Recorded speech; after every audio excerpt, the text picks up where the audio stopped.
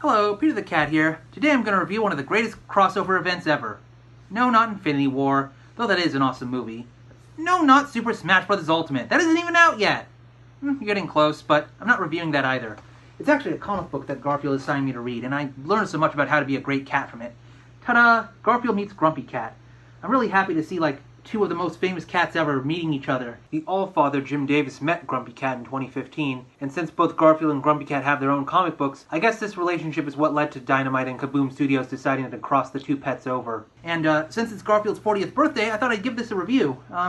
My reviews of the direct-to-DVD Garfield movies, Garfield's Fun Fest, Garfield Gets Real, and Garfield's Pet Force, I gave those all negative reviews, so I thought for a change, I'd do a positive review, because I really like this comic.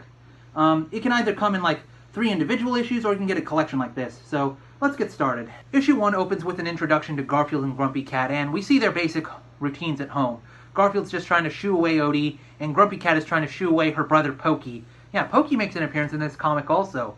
And the art style in this comic, it's really nicely done. Garfield and Odie and everyone else, they all look on model, and they look really well drawn, and I like the coloring, and it's just really nice to look at. But then we cut to our villain, Mr. Gross, and Mr. Gross is he's in a completely different art style and doesn't really fit into either Garfield or Grumpy Cat's worlds, and he's just a basic two-dimensional villain who's obsessed with making money. Oh, I'm an evil businessman, wah ha ha ha.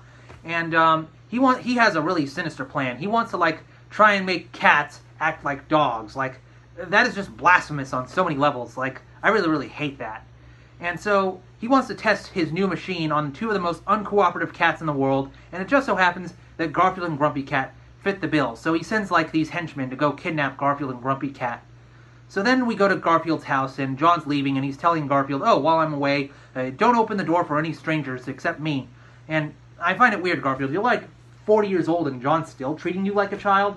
But then one of the henchmen comes to the door, and he's like, oh, I'm giving away free lasagna. He's done his research on who Garfield is, and Garfield's like, maybe I will open the door. Give me the lasagna, and Garfield gets kidnapped. We then cut to Grumpy Cat's house, and the henchman over there is pretending to give away free houses. He goes up to the door, he's like, oh, I've got a free house to give away. Pokey overhears it and convinces Grumpy Cat, hey, we can get a new place to live in. And Grumpy Cat answers the door, and she gets kidnapped too. The issue ends with Garfield and Grumpy Cat being thrown into a prison cell inside Mr. Gross's company, and finally meeting each other. So issue 2 opens with Garfield and Grumpy Cat staring at each other, and they immediately don't like each other. And Garfield's actually kind of portrayed a bit cheerier than usual, I guess to contrast with Grumpy Cat's sour attitude. We also have Odie and Pokey meeting each other, and they work together to try and find their friends. And then Garfield and Grumpy Cat, even though they don't like each other, they decide to work together and try to escape from Mr. Gross's company. And they manage to actually almost get out, and they actually run into Odie and Pokey. But unfortunately, they're captured again, and Mr. Gross then takes Garfield and Grumpy Cat, throws them into his machine, and tests it, and he's successful in making them act like dogs. Oh my god! Garfield! You didn't tell me that this would be a horror story. I mean, cats acting like dogs? I don't want to imagine living a life of peeing on fire hydrants and burying bones in dirt. That's just disgusting to me. What's even worse is that Garfield and Grumpy Cat, they're not physically transformed into dogs. It's just all mental. So it's you wouldn't even know something was wrong with them just looking at them. And that's the end of issue 2. Issue 3 opens kind of confusingly with Garfield and Grumpy Cat suddenly back at home with no explanation. And the horror just continues. Garfield is doing all these chores for John, and Grumpy Cat says she wants to be Happy Cat now. Geez, seeing Garfield and Grumpy Cat act out of character just sends chills down my spine. Seriously, this sequence is so frightening, I would have put a disclaimer on this comic, not suitable for young kittens. We get this kind of weird scene where Pokey tries to make Grumpy Cat grumpy again by showing her all this bad news in the newspaper, and we see that the Garfield comic strip actually exists in the universe in the Garfield comic book. Who draws the Garfield comic in the Garfield comic book? Is Jim Davis a character in this comic book? Or is it John drawing the Garfield comic and we just don't see him do any cartooning? I don't know. It's confusing. A little detail I like. When Grumpy Cat is trying to smile, her face still looks like a frown, but her cheeks are pushing up just a tiny bit. It's like Grumpy Cat has frowned for so long, her face is kind of stuck like that. We cut back to Mr. Gross's factory, and we finally learn why Grumpy Cat and Garfield are suddenly back at home. Mr. Gross's henchmen just assumed that Mr. Gross didn't need them anymore, so they just sent them back to their owners. And this makes Mr. Gross really angry because he wanted to publicly demonstrate the power of his machine on national TV, and he wanted to show how loyal, like dogs that Garfield and Grumpy Cat are, So he tells his henchmen to go capture them again and bring them back to his factory. We get this funny sequence where Garfield's being nice to Nermal and trying to share lasagna with him, but Nermal totally distrusts Garfield and thinks it's a trick. But then Mr. Gross's henchmen come back and they kidnap both Garfield and Grumpy Cat again.